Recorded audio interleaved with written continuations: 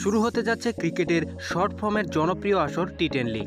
এই টি10 লিগ মূলত আয়োজন করে আরব আমিরাত। টি10 লিগ আয়োজন করা হয় 10 ওভারে।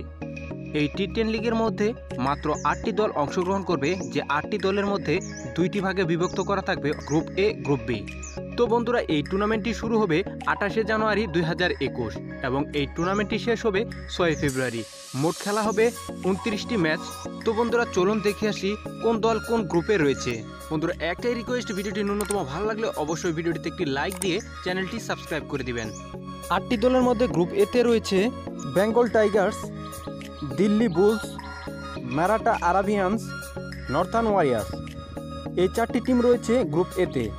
এবং গ্রুপ বিতে রয়েছে ডেকেন গ্ল্যাডিটর্স, পুনে ডেভিলস, কালান্দার্স এবং টিম আবুধাবি।